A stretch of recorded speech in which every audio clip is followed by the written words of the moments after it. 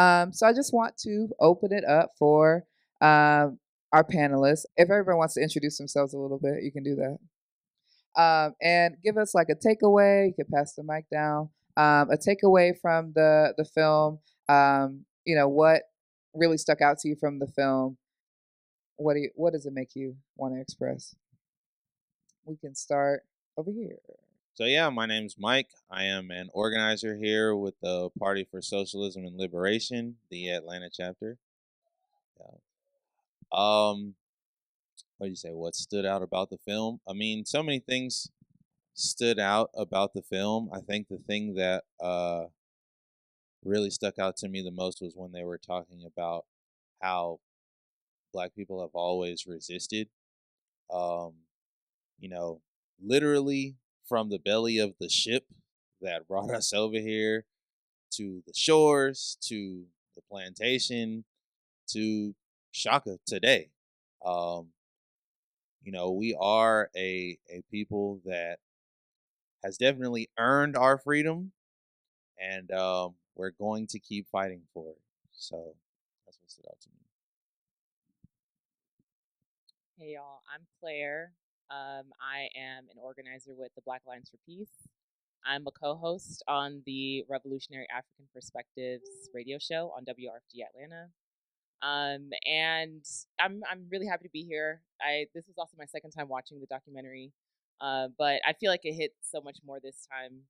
And I think especially with it being Black August, I've been kind of trying to stick to the tenets of like study, fast, train, fight, and reading and listening to or reading different autobiographies by political prisoners and kind of just ruminating on the theme of like resistance.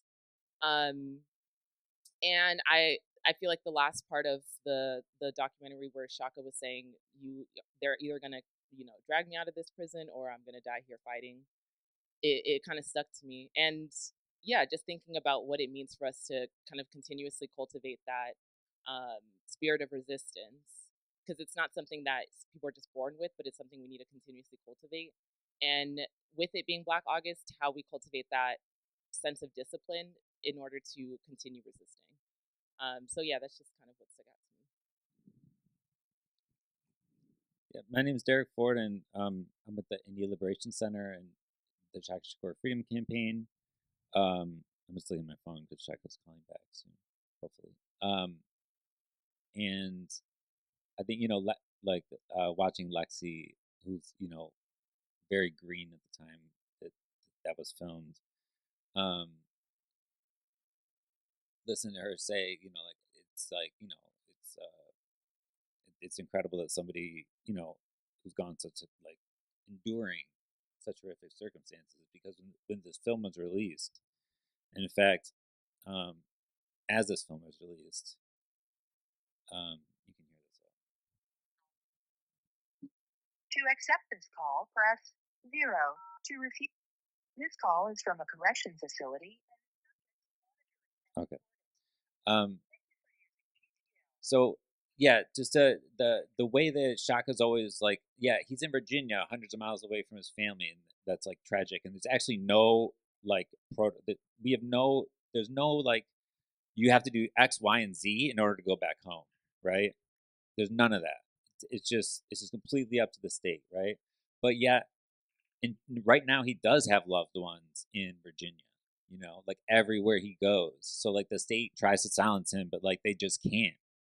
They just can't. And in fact, I would say the Shakur Freedom Campaign is like stronger now than it has been, at least in, I don't know, the last several years, right? I mean, Shaka could speak more to that, but so that I think is something I took away from it watching it this time. How about you, Shaka? The question is, what's your main takeaway from the film? What do you want people to take from it? Basically, I want people to, one, to see the humanity of myself, and the fact that just because we behind enemy lines, it doesn't mean that we can't contribute to the struggle. Prison is just another front of the overall struggle. And also to get my story out, and to get people to understand like the trials and tribulations that we go through PTSD aspect of what we go through to build and cultivate inside and outside relationships and comradeships and the need for networking. You know, that's pretty much the gist of it, the main part of it. Thank you. So glad we got you here, Shaka.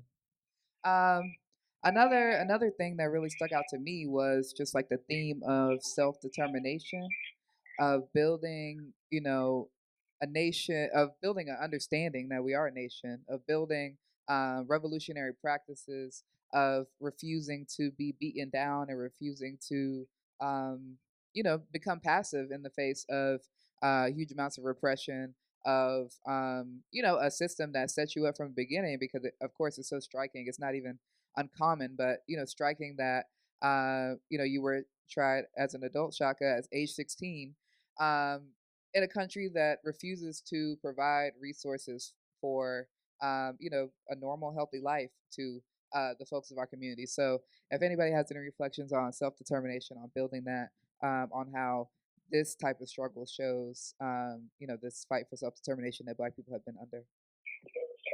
Now, I was just going to say that that's a good observation, and that's a valid point. That's one of the reasons, too, why I wrote the book, because I wanted to introduce the NAIMs to speak to a new generation, to people who may not be familiar with the fact that NAIM exists, that there are national liberation struggles that exist within the empire, within the U.S., and that you have people struggling for the self-determination and the right to autonomy and the right to national liberation, etc. And the sacrifice that has been made by folks that's been part of that struggle.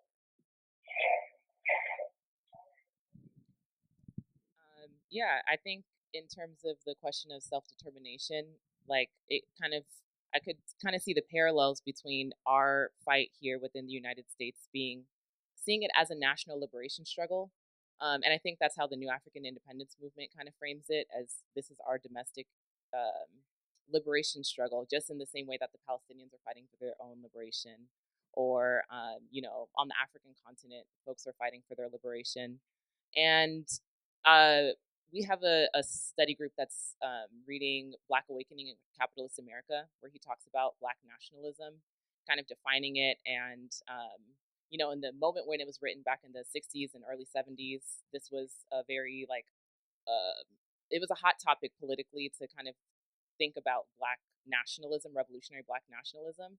And I think about where we are today in the United States, where if we were to talk to any Black person on the street, even other leftists or Black organizers, like, what are people's ideas about national, like, would they see our struggle as a national liberation struggle? I feel like probably not, or wouldn't really make those obvious connections. And I think there are kernels and seeds of, to sow that kind of revolutionary, revolutionary consciousness amongst Black people, because I think there is a desire for a Black nation, for Black sovereignty and self-determination. But the way that it's framed and it's been co-opted politically is like, Black capitalism, own an LLC. Like, that's how you become your own boss, instead of us thinking about how to build collectively. Or it's cultural nationalism, where it's like, oh, we wear dashikis and we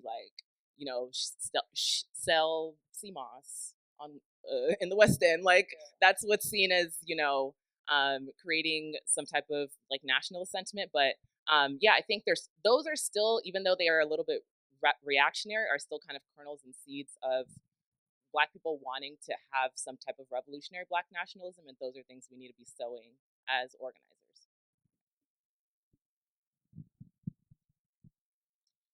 Yeah, I agree with all of that. I would say that when we talk about self-determination, we're talking about basically the right of a people to determine their own destiny, to govern themselves, as it was said in the film, to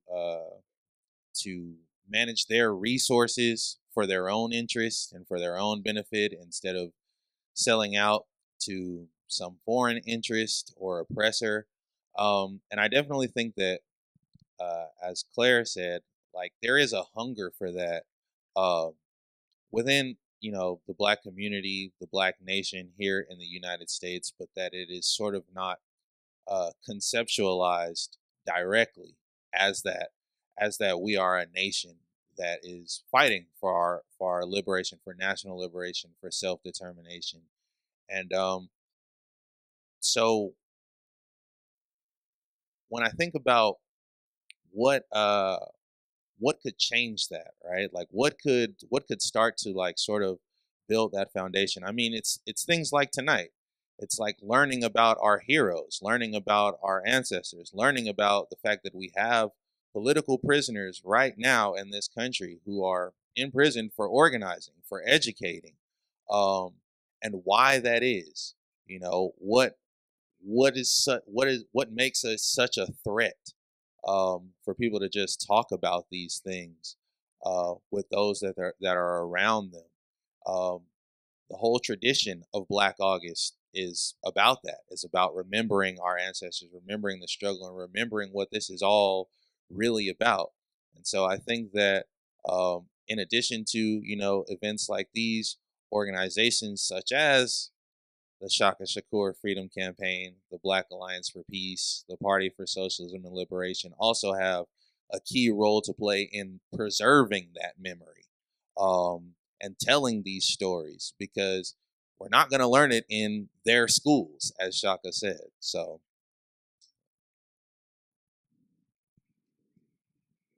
Yeah, I think that Malcolm X said you can't have capitalism without racism, and the obverse, I guess, is true, right? You can have socialism without national liberation.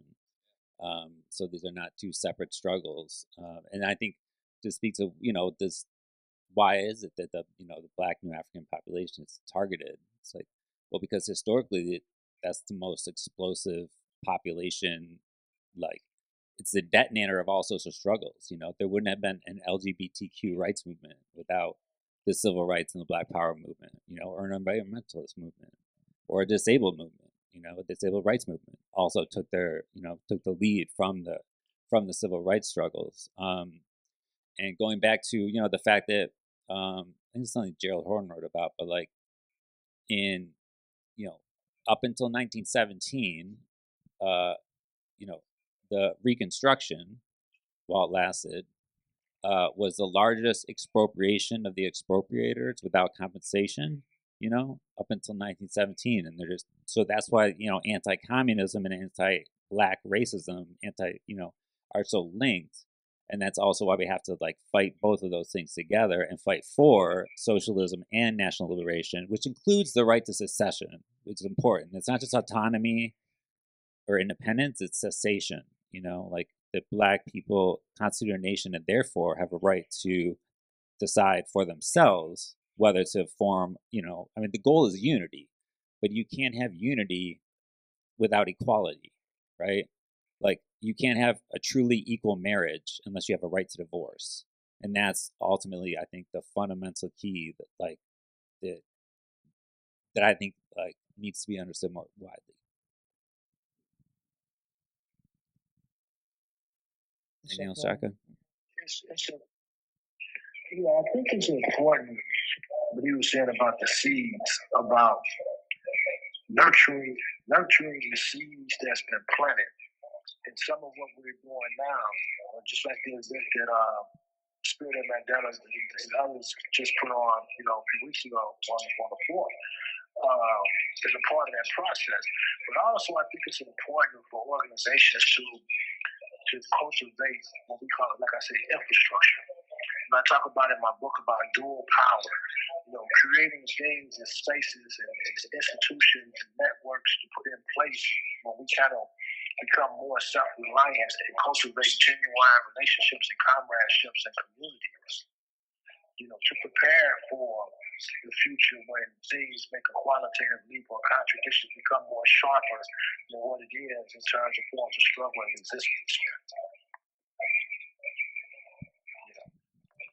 And one of the things that colonized people, particularly African people and Black folks in general, like we have a hunger for freedom and national liberation. We may not be able to articulate it. We may not be able to put it in the political terminology, you understand, that we may be accustomed to based on theoretical development, but it's there. It just needs to be cultivated.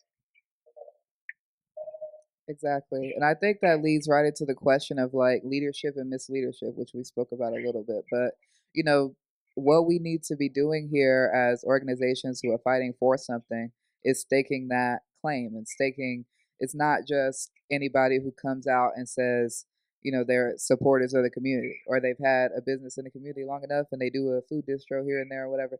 That's not actually leading our people to something.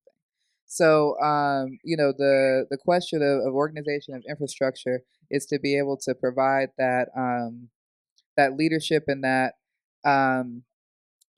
what is it? You know, for us to be the ones that people look to rather than the foolishness, you know, the culture that has been controlled by the powers that be that is teaching our children what it is to be successful, what it is to be a man or a woman.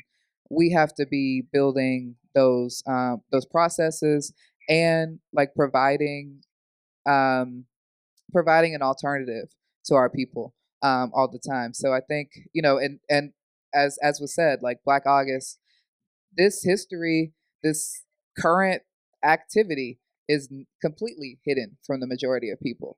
And I know for me, when I started organizing, it was pretty much the prison strike of 2018 in and around Black August that you know really solidified me, and it was completely brand new. So, any thoughts on you know political education, on staking that claim, on you know how we have to orient ourselves as leaders and not to be afraid of oh this is just you know a marginal politics, I'm a socialist, you know you don't have to go.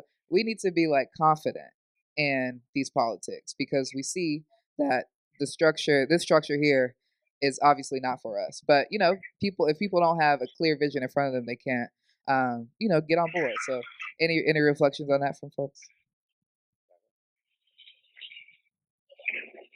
Yeah, I agree with that 100%. And I think that we need to be unapologetic. You know what I'm saying? We don't need nobody's permission to represent and stand on what we believe in and what we know to be true.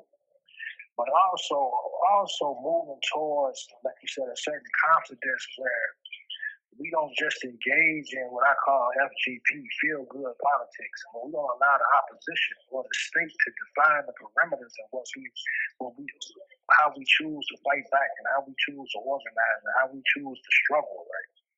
Like a lot of times we allow the state and its so-called legality to define the boundaries and the parameters in which we choose to organize and resist. You know what I'm saying? And that's a huge contradiction. And we have to, I think, move to get out of that mindset, you know, as we plant seeds, you know.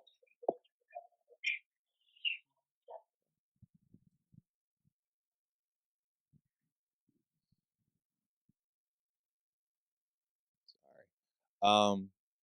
So leadership and being confident in our politics. In the PSL, we have a saying that we have to be mild in manner and bold in matter. So basically, what that means is don't be disrespectful. Don't call people names or anything like that. But just like Shaka said, stand on it. I think the thing that we have to think about too is the same way like there's this hunger for freedom and self-determination in the Black community. Like there's also a hunger for like politics that are anti-capitalist, that are rooted in the working class interests, and these politics are like popular.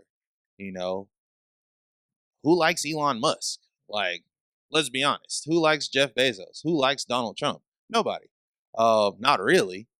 Um, Nobody likes these billionaires. You know, these things are popular. Free healthcare, free education, canceling the student debt. Like these are all things that are extremely popular, and like we actually don't have to like hide that or be like ashamed that I'm a socialist. Like, no, we should be proud that we're a socialist.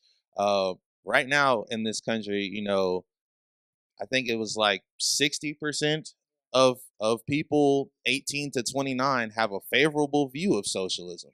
Like, this is popular. And so, like, it's not something that we have to hide or shy away from. And I think that's the first thing to acknowledge, which I think Shaka said it better than I did. But you know, we gotta stand on what we really believe in, and I think just continuing to put that forward to in every space that we're in, um, whether it's like collective learning and education, what we're doing right now, or any kind of or whether it's casual, you know, like always be willing to say the truth. Basically, I think that's how you win over people's trust, and that's what leadership is really about: is that people have trust in you. So that's my. Yeah, I think to your same point about trust is earned, and no one will look to you as an individual or your organization as leaders if that trust and relationship isn't built. And I think another important thing is kind of building or living out our politics in a way that it's obvious that we're socialists, not just through what we say or what we read, but how we interact with each other, the relationships we have with one another, how we interact with, the earth. I was talking to my best friend about this. She's in BAP SoCal, and I don't know how we got on this topic. We just be yapping, but she was basically like, imagine tomorrow Jay-Z said he's a socialist, and he was like, I read Lenin, I read Das Kapital Volume 2, I did the reading, like, I'm a socialist tomorrow. Like, what would make you different from Jay-Z? Because we are, like, socialism is our frontier of what we're trying to build, but we live in capitalism. So just saying you're a socialist is like, you could take you can't just take people at their face value and their word for it. So what actually would make you different? Besides how you redistribute your wealth, if you were Jay-Z, it would also be how you interact with other people, how you like show up in community, the type of discipline you have, how you educate other people too. And instead of commanding or, talking down to people in terms of your politics, like lifting people up with you, educating and bringing people along with you. So I think about that a lot, and just trying to live out my politics in a way that is indicative that I'm a socialist without anyone even knowing what I read. Yeah, I think that, I mean, what's the definition of leadership? Leaders train other leaders, really. I mean, I think that's my definition of it, right? A leader is one who trains other leaders, because that means that, like, you're not in it for yourself, you're in it to raise other people up, and that's means that you're continuing to develop yourself, because the only way you continue to develop is if you're like working with others in the field who are, you know, and at least in my case, I'm learning much slower from them than they are from me, because they of course have a lot to teach, but I like also, like, I always think to myself, like, who the fuck is a right, like, any of these politicians to speak on behalf of, like, the American people, like, motherfucker, like, nobody voted for you. Like, less than half this country might have voted for you. Less than half this country voted. You know what I'm saying? Like, you're not speaking for me. So we should have that same confidence when we speak, because actually we do represent the people.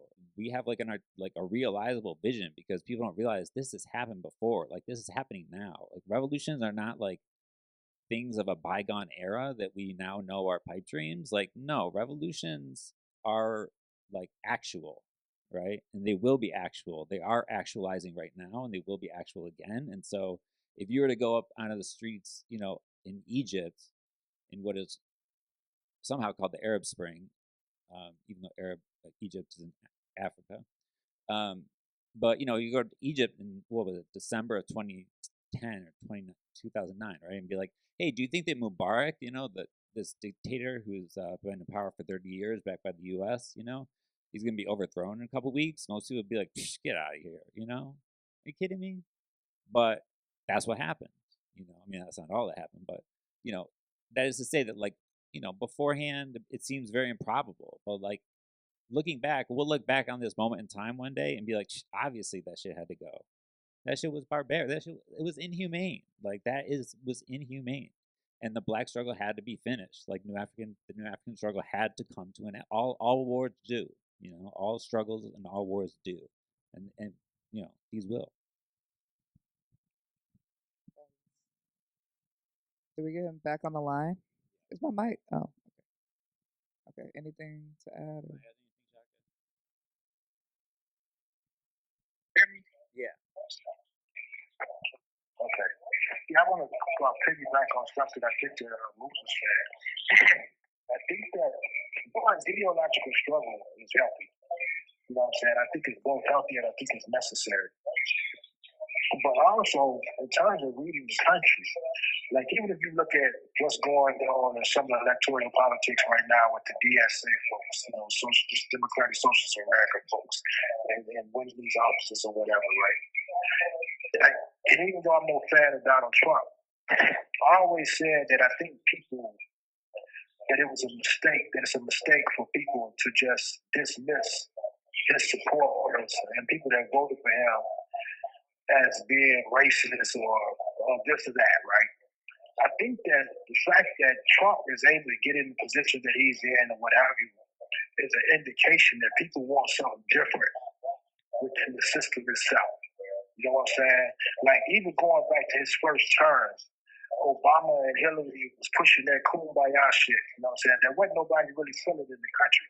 It was misreading the temperament in the country. The backlash from Obama, for example, amongst other things, right? And so wasn't nobody trying to hear that. So here comes Trump with all his alt-right extremism, reactionaryism, sexism, racism, and all the other shit that go with him. You know what I'm saying? But people that voted for him doesn't necessarily mean that they embraced that particular ideology. It could have been a situation where they want to shake things up. They want something different. Here's somebody that's presenting something that's different in a whole lot of ways, not necessarily in a positive way or a productive or progressive way, but it's shaking shit up. You see what I'm saying? And there's no alternative because you have no revolutionary, quote unquote, party, you understand, that's recognized by the masses, not just New Africans, but speaking in general, we talk about socialism, right? It doesn't have a revolutionary formation or a party that's out here representing and has the attention of the masses and pushing a revolutionary politic that's challenging state power, right? Do you follow what I'm saying or trying to get across here or trying to say? People are nodding their heads. Piggyback on that. Yeah. I mean, the lack of alternative that people are seeing, and I think it also goes with like repression. And some of us discussed this. We know that they come in, they're trying to come for the People's Forum, they're trying to come for us, everybody on the stage, they're trying to come for us. So they put us in the document. So I think they're seeing that more and more people are becoming aware that there is a different possibility. Whether it's DSA, all of our organizations have had quite a bit of growth in recent times, and so they want to tamp down that energy. And I think, like, the case of Shaka and his organizing and that being something they had to shut down is like also illustrative of what's going on with our organizations. So any reflections or thoughts on like repression, the way that this country, as was said, they don't, these people in power don't actually have a solution. They don't actually have something that can actually address the situations that people are in. So it's either culture wars or it's guilting you into voting for me, because how can you not vote for me when all this is going on? Y'all saw Kamala the other day talk about, I don't think we're going for the Voting Rights Act. I don't think it's coming back. So what is that? What is that supposed to be for? And if there is an alternative, if they allow for organizations like ours to continue on, people are going to see actually there is legitimacy here. Actually, this makes more sense than what they've been feeding me this whole time. So, any thoughts on the repression, the way that we're probably going to see more political prisoners over time, and we are in real time. So, any thoughts? Well, I'll say that. I mean, the only way to avoid repression is to become irrelevant. Facts.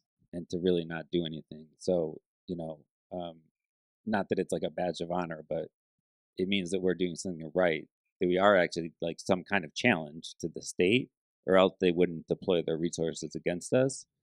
The same way that they have against Shaka, against other political prisoners, other political formations throughout history, right?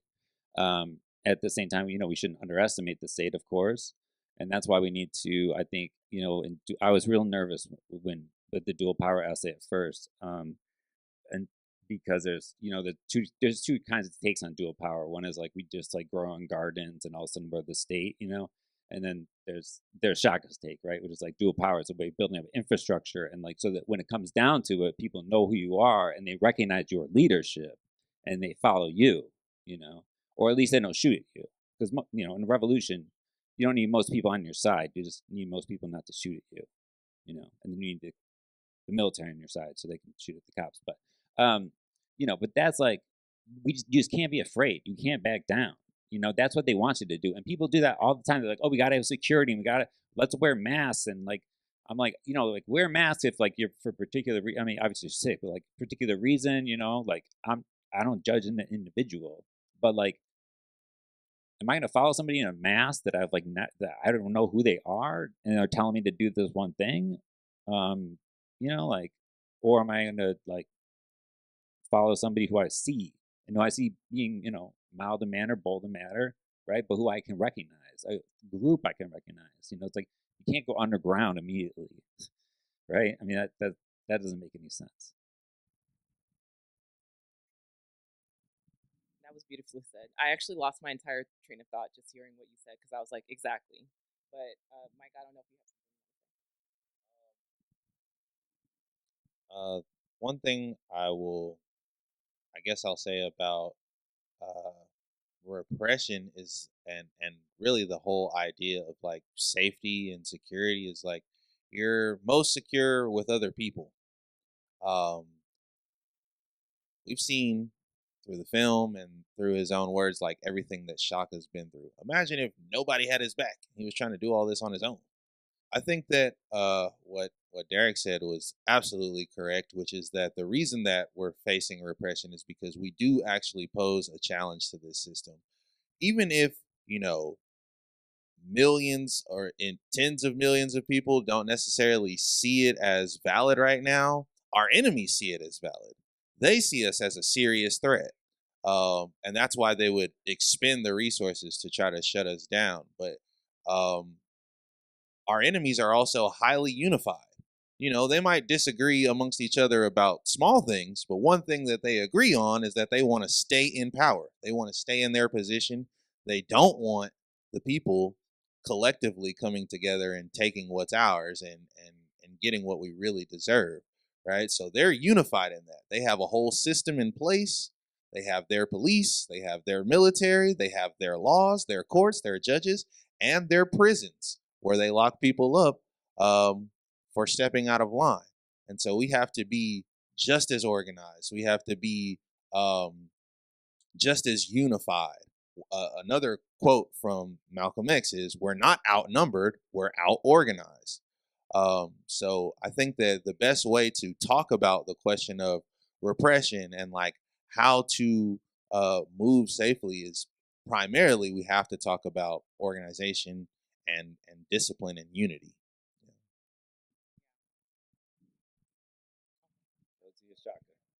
All right, Shaka. No, I was just saying that was I agree. That was well said. I also just like again in the larger context, like if you're a student of history, you know that every empire eventually collapsed, and a lot of times from within. So when you look at what's going on in the country, one, the state see the writing on the wall. This is why the government and this police state apparatus and security is hyper surveillance culture. You know what I'm saying? It's everywhere.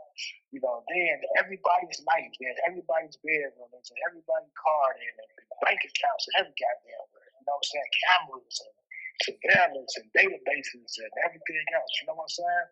But on the flip side of that is people are not going to starve, man. People's going to figure out a way to feed their families as cost of living go up, as people's losing their homes, as people's losing their jobs, as jobs being outsourced, etc. You know what I'm saying? And it's going to become some form of resistance and rebellion to the norm. You understand? To the status quo. And it's up to the leadership and the socialist formations and the revolutionary formations to be there and cultivate that and get at some that type of direction as well as education.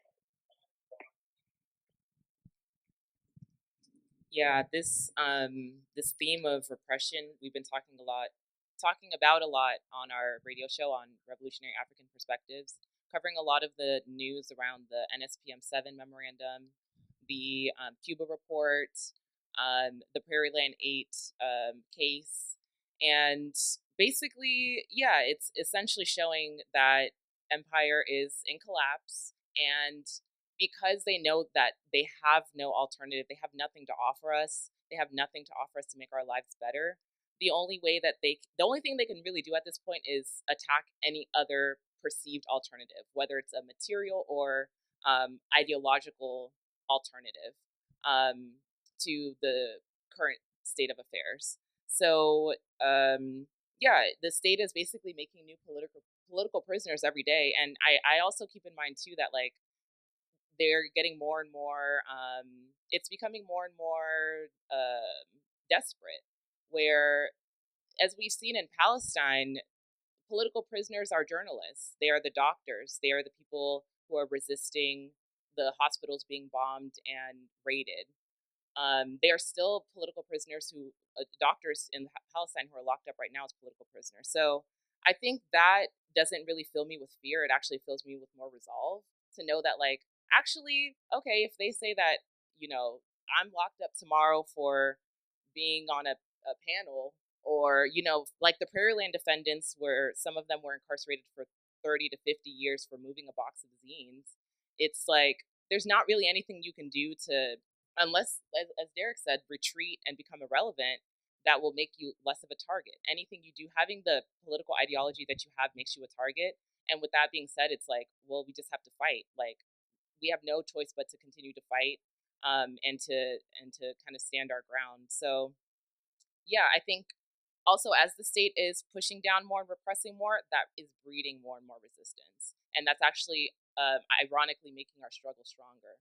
And we've seen that in Iran, we've seen that in Palestine, we see that everywhere where where U.S. imperialism is trying to clamp down harder, is that it's actually created a stronger form of resistance.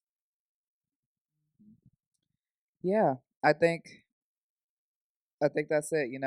There's got to be a reason why they're so desperate.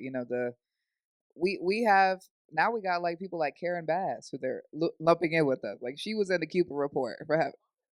They put anybody in the Cuba report. So if you was caught out in Little Havana in Miami, you in the Cuba report. So you gotta we can't shy away. We gotta be bold in our politics and build up that support and not be afraid to be visible and not be afraid to contend for leadership and contend for power.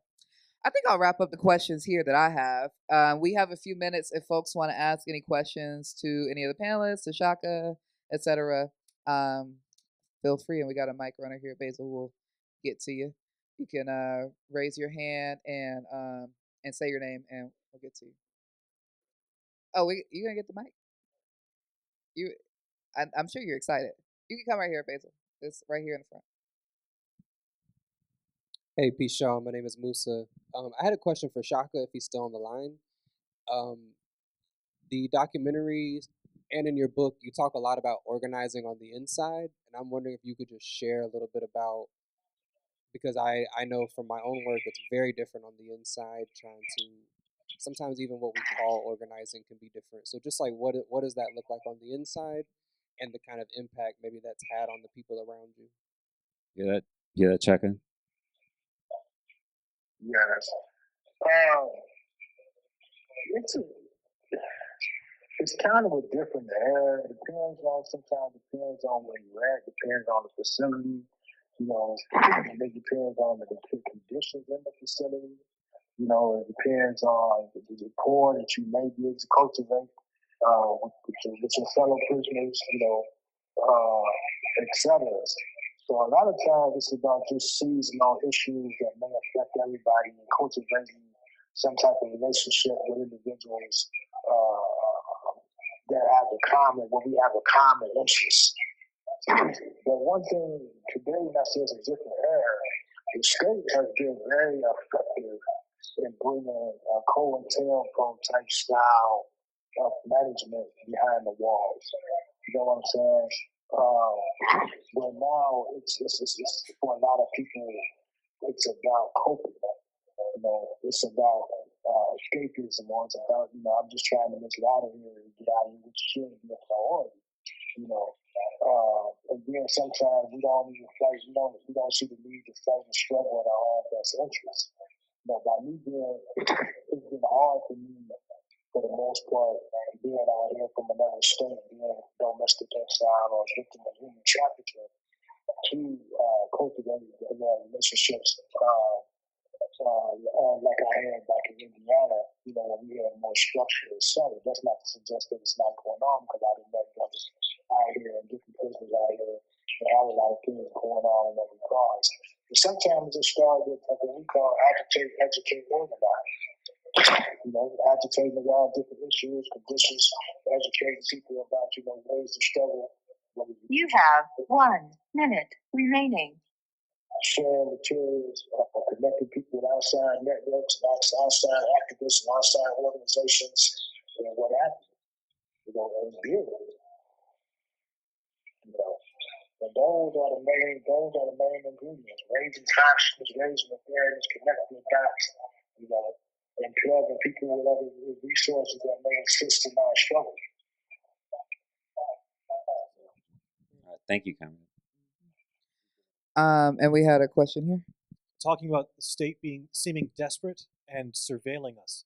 Do we know that that's a domestic thing and not an international thing? And if so, how do we know?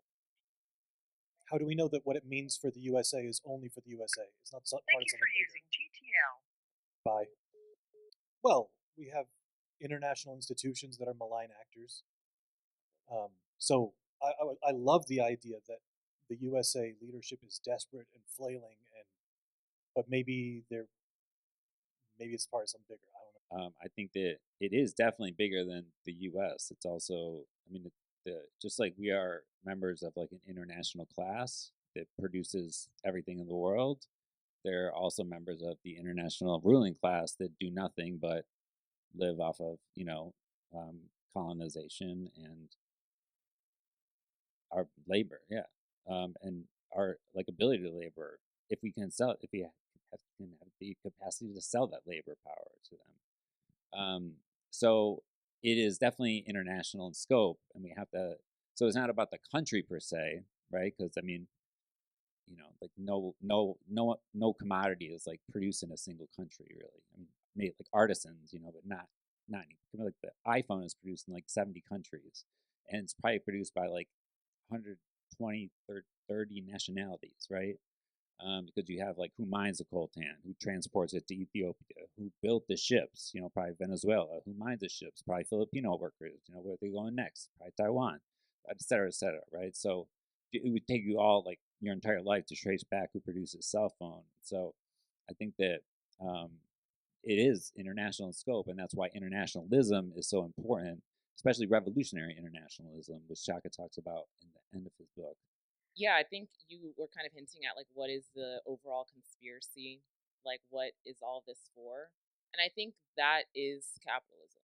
Like the short answer is just capitalism.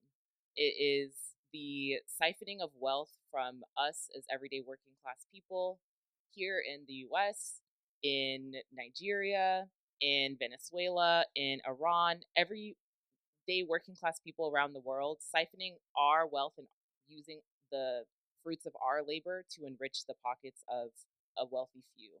So, like, yeah, I think, but at the same time, I think the U.S. is what we call the imperial core. Like, this is kind of like ground zero, because the U.S. is complicit in so much of the, the U.S. is the kind of orchestrator of this like trans continental network of stealing wealth from the global south, stealing wealth from the Congo, stealing the coltan, the minerals, and using it to build these iPhones, and then charging $1,000 for the iPhone so that whoever the heck owns Apple now can make a bunch of money. So I don't think that I think it's of course like nefarious, and but at the same time the answer is actually pretty simple. It's to enrich someone else's pockets. It's just stealing. It's just stealing wealth. Um, and I forgot what the second half of your question was. Exactly. So in order to keep that system going, keep the money running, it's like you have to surveil, you have to repress, you have to clamp down on anyone who's trying to end that system. Because if we all came to our senses, if we all had class consciousness as everyday people, we clearly outnumber them. If everyone woke up tomorrow and was like, I don't want capitalism to keep going, it wouldn't. Like, the money would stop flowing. So I think that's the whole point of the repression, is like we can't let any force, any material or ideological threat to the system flourish.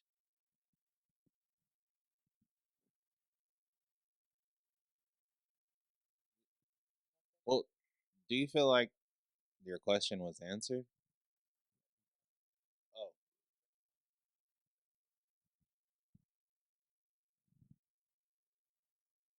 yeah,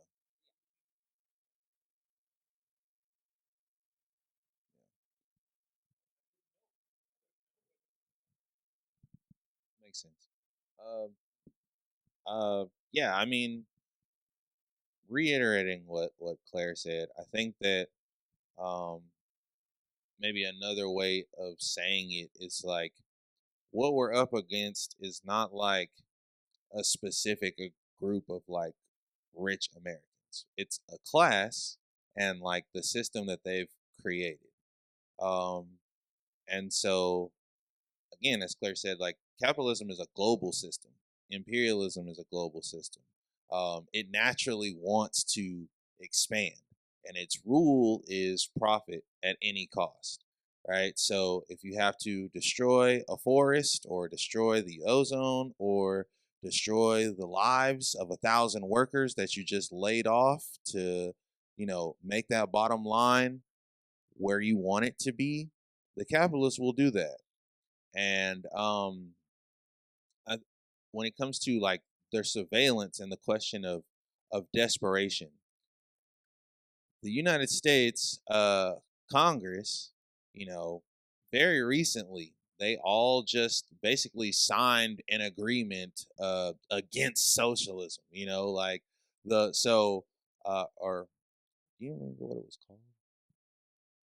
Like it was like a resolution. Yeah, yeah, a In resolution favor of against. Western. Something.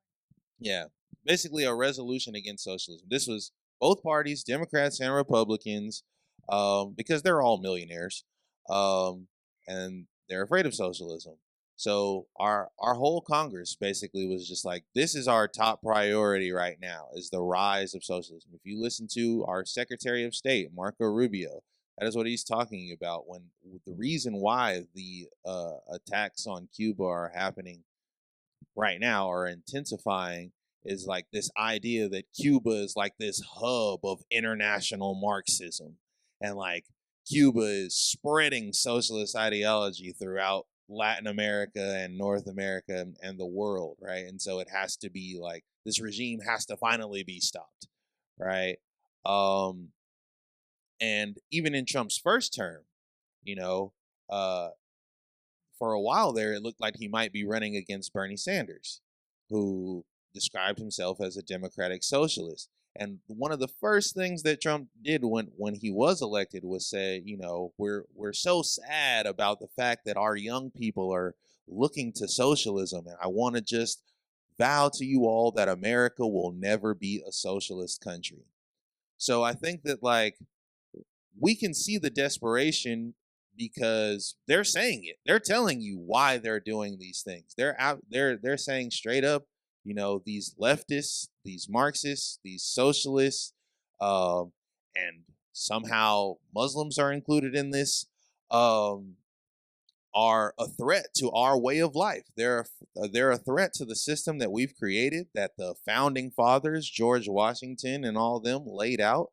You know, those guys were slave owners. George Washington was the richest man in the country when he became president.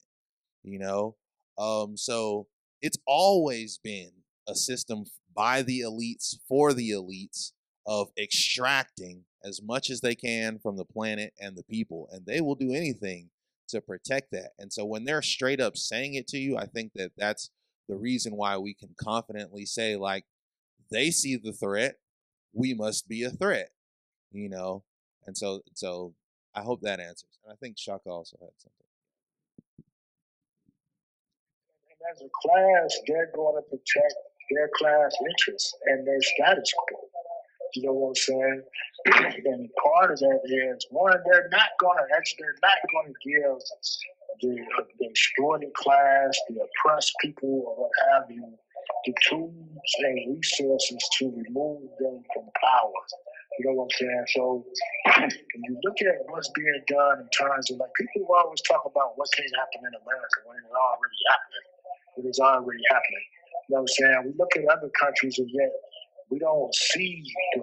We see it and we don't see it. You know, we just don't characterize it over here like we do, say, in third world countries and whatnot. When we see the police state type security type forces or apparatus that's surveilling everything, whether it's from license plate readers to clock cameras to, you know, ring cameras to, you know, whatever. You know what I'm saying? With the Supreme Court rubber stamping everything.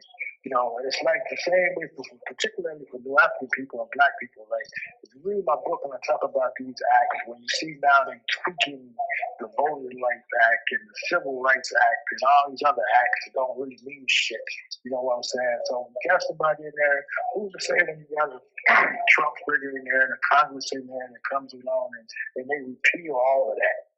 You know what I'm saying? When you wake up one day and you no longer have these so-called rights that's protected, supposedly protected by the Constitution.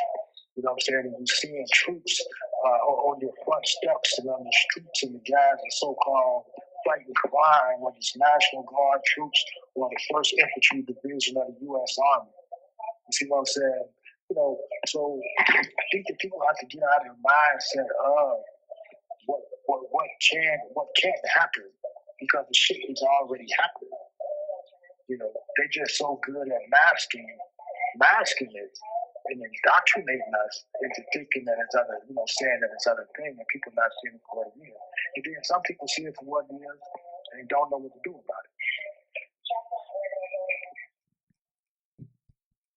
And if you think about it, that's a very weak form of power. Like, if you have to, you know, enforce power with tanks in the streets, like, that's not a good look, right? Instead, if, like, society can, you know, operate orderly without tanks in the streets, that is a good look. That's an effective form of power. It means that people consent to it, etc. So the fact that they deploy repression means that, like, they're weak.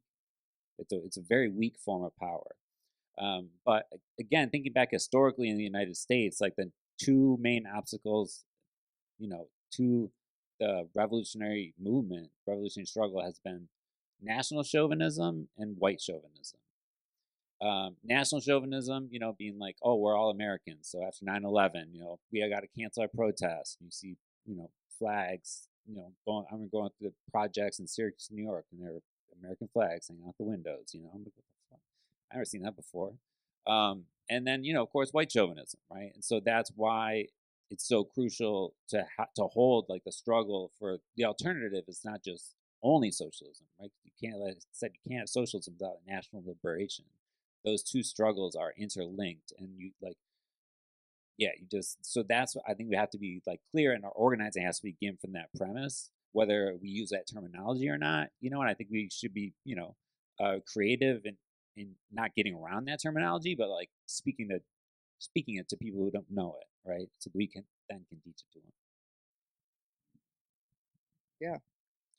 And this is our thing, man. You know, we're socialists. Like, we're not socialists in the old, you know, I want Germany to win the war. You know, we're socialists that we want everybody to be liberated. So this is our thing, y'all. So are there any more questions? Okay.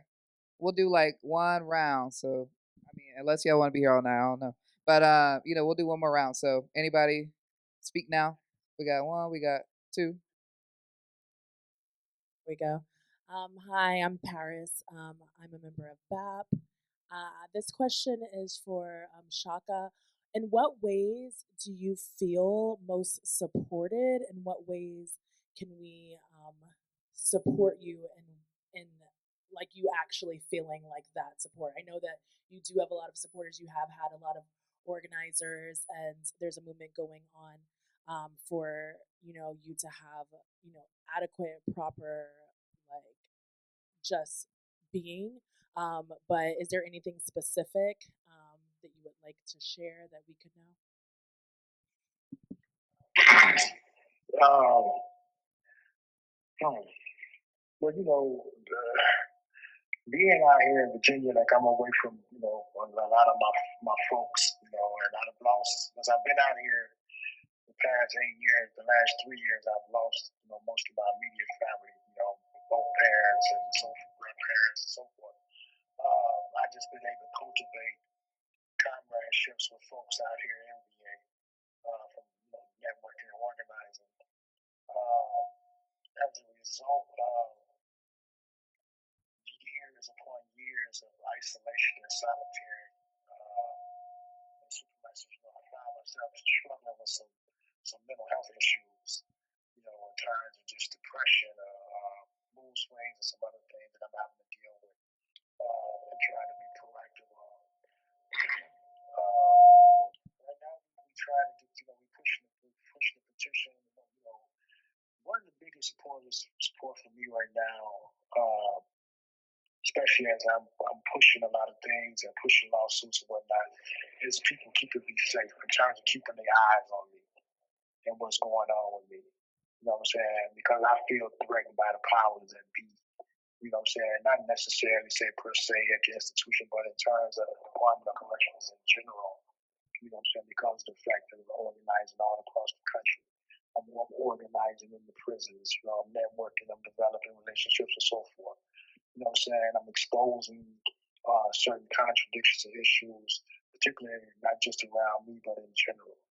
You know, so in terms of keeping me safe and whatnot, and being able to return to my family, the work that you all are doing in terms of exposing the hypocrisy of my case, the fact that I didn't get a new trial, that I didn't get a fair trial, amongst other things, is very critically important. So to answer that question, to sum it up is, to keep giving exposure to this campaign, the struggle that I'm in, as connected with other folks, getting the petition signed. This is what you're doing now with the screening, to bringing more attention and awareness to my struggle. All of that is most critical for me right now. Go ahead, Basil. Hi. My name's Basil, PSL. One question I'd like to, ask Shaka is, with a lot of, the repression you're facing and just, like the, daily difficulty that you're going through is like, how do you keep, like the hope and courage to, keep fighting every day? Like what do you do to keep the hope alive? And, what do you do in the everyday to spread that to everyone else that you're around every day?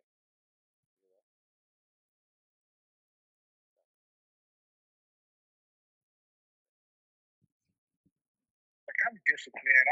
In order to survive this, you got to have a personal program in place. So every day I'm up every day at 5:30. You know what I'm saying? I work out just about every day, and every day I try to make a productive day, whether it's reading, writing, studying, on this tablet, on this phone, networking, organizing with comrades on the streets. I try to keep books and publications and magazines for people that are interested in reading. I share it, you know what I'm saying? I try to engage in constructive dialogues around current events and political issues, etc. When I can, when I'm able, when I'm around people that's interested in such. And that's every day. And that's just a form of discipline for myself. That's making an everyday a productive day, a progressive day, if it's nothing more than 2, 3, 4 hours out of a day.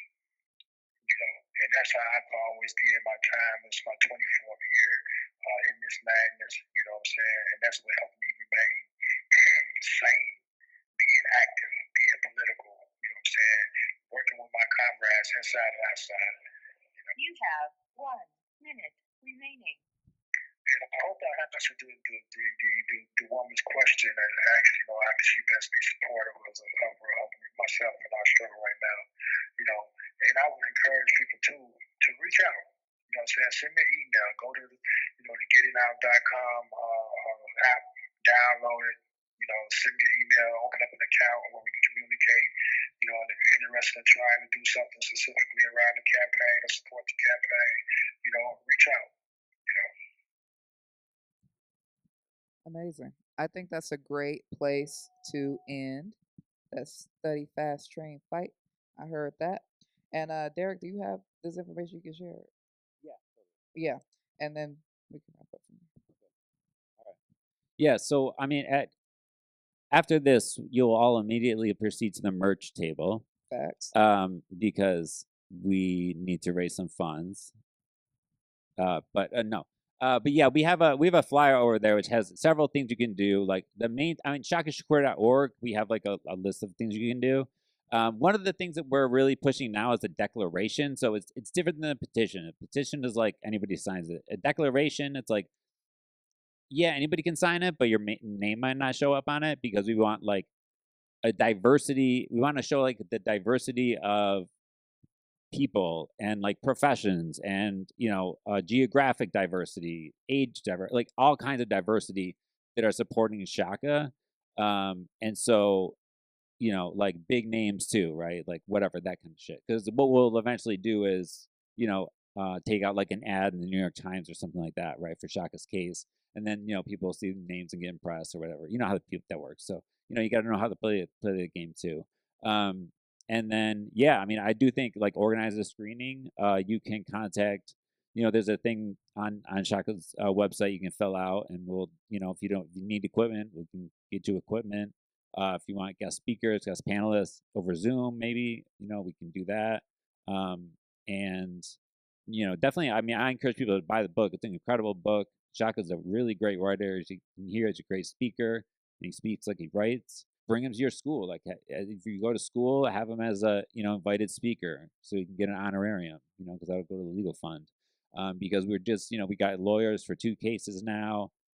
We're about to file for post conviction in 1 case in Pendleton, and so like it's happening. There's some momentum now because of things like this, for real. So thank you all. Yes, thank you all so much for being here. We're committed. We're committed. I hope this helped, fortify you and make you feel part of something. If you didn't already feel part of something, if you're not already part of an organization, you know what I'm going to say. We got your contact. We're going to hit you up. So just make sure that we're not strangers and that we continue to build a movement of unity. We are struggling for our folks in prison. We are struggling for our folks who have lost family to these racist pigs. We know what the problem is. And so we have to build a solution every day. So thank y'all so much. I already said what the schedule is for Black August. I hope to see y'all again some more. Make sure you check out that merch table, copy something, and I'll see you again soon.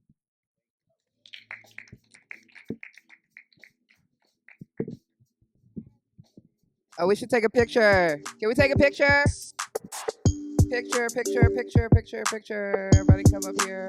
Okay, y'all put the thing up.